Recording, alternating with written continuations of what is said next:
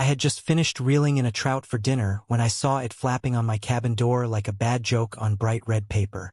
A notice screamed in bold letters that I had 72 hours to vacate the property or face legal action from the homeowners association.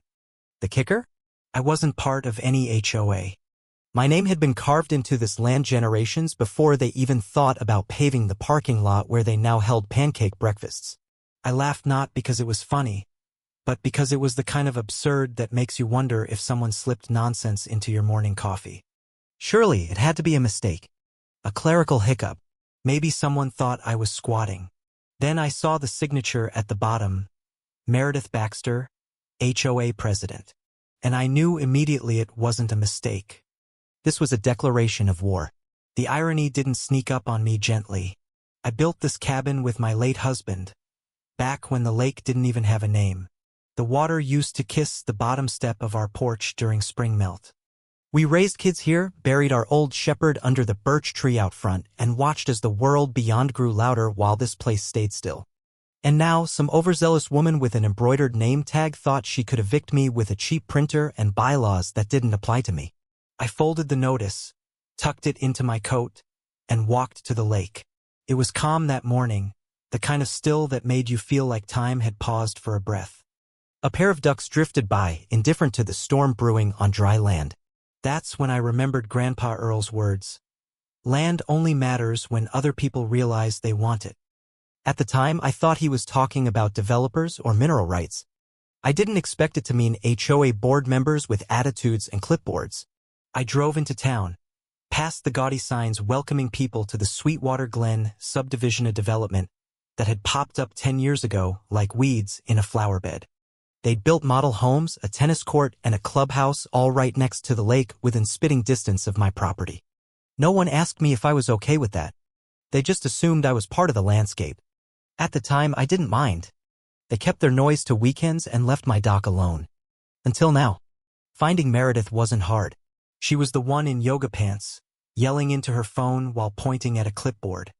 When she saw me coming, she smiled fake and stretched too thin. She introduced herself like she was a celebrity and waved the clipboard like it was a badge. I introduced myself too, voice colder than I intended. She launched into a speech about code compliance, structure permits, and neighborhood aesthetics. I let her finish, watching her words stack like bricks. When she paused, I said, "I've lived here since your neighborhood was dirt and zoning applications." Her smile twitched, but she kept going. Threats, fines, legal notices. She even suggested the HOA could help me find more suitable living arrangements. I thanked her and walked away. She called after me, repeating the 72-hour warning.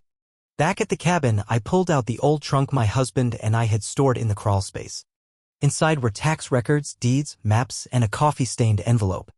In it was a document, handwritten in beautiful cursive, a land grant from a local judge, dated in the 1940s. It confirmed full ownership of my lakefront plot, including, based on its detailed boundary notes, the very land where the HOA clubhouse and parking lot now sat. I remembered Earl saying he never filed it with the county registrar. Back then, people respected fences and names. But now, I was dealing with people who respected neither. I drove 2 towns over to visit Mel Thomason, a retired surveyor. He squinted at the grant, then laughed so hard he scared his cat off the windowsill. "I helped map that lake before they dammed it," he said. "That lot they paved? That's your land." He notarized a statement and dug up an old map that matched the grant. As I left, he said, "If they try to push you out, push back twice as hard." I passed the HOA clubhouse on my way home. They were planting flowers for some lake festival. I stopped in the street and stared at that parking lot. It wasn't asphalt, it was leverage. They had no idea who they were messing with. The next morning, 2 board members in matching vests were circling my property, taking photos of my flower pots. It wasn't even 7:30. They didn't knock, didn't speak. Just circled like buzzards. I called Callie, my high school friend's daughter, fresh out of law school and full of fire. She answered on the second ring, voice sharp. I told her about the grant and the HOA's threats. She didn't laugh, just asked when I could come by. Her office was small and smelled like carpet glue, tucked between a laundromat and a vape shop. She read the grant slowly, tracing the cursive like it was a map. When she looked up, she smiled. "This is solid," she said. "Not just your cabin, this outlines ownership over the lakefront behind their clubhouse. We can file a quiet title action. She explained it would legally establish my ownership when someone else claimed it. We went to the county office with the grant, Mel's map, and old aerial photos she found online. The clerk brought out a dusty ledger and found an entry from 1946 matching the grant.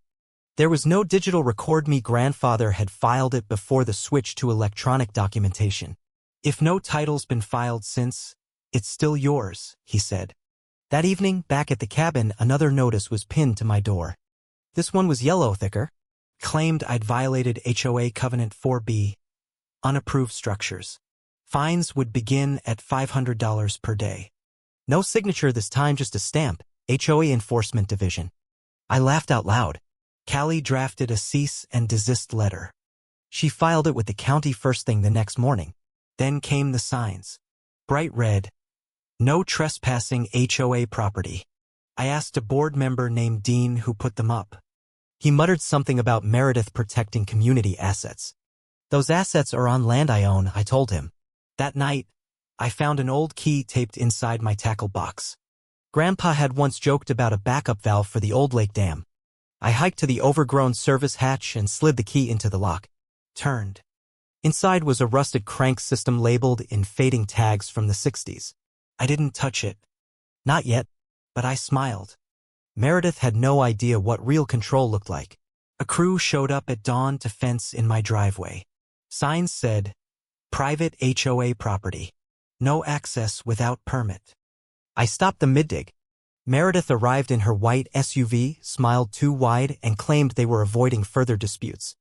I have documents, I told her. Until a court says otherwise, we proceed, she replied.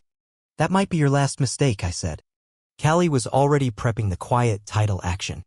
Later that day, at the community marina, Meredith stood with a megaphone announcing lake access schedules and paddleboard rentals. I waited until she claimed HOA ownership of lake access, then stepped forward. Actually, I said, I own the lake. People turned. I showed the land grant and map. Meredith stammered. Dean stepped up and asked if she'd checked the original plat. He had found discrepancies. Murmurs spread. That night, I found an old blueprint rejected a decade ago due to lack of verified land ownership. Yet they built anyway.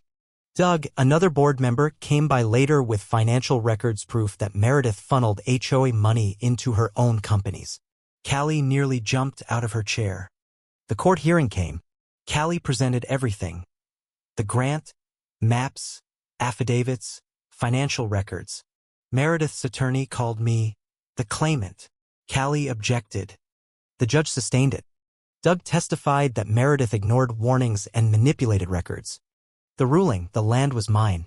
HOA construction to be removed within 60 days. Funds misused would be investigated. Meredith resigned. The HOA dissolved. The clubhouse shut down. A week later, Doug brought me a hand-carved sign, "Welcome to Earl's Lake." Neighbors started visiting again, asking questions, offering help. We talked about forming a cooperative, not an HOA, just neighbors deciding together. One evening, I sat by the lake, Charlie curled beside me, the moon reflecting across the still water. I thought of Grandpa Earl's words. The land doesn't just belong to us, we belong to it. That truth, more than any court ruling, was what made this place mine again. And finally, free.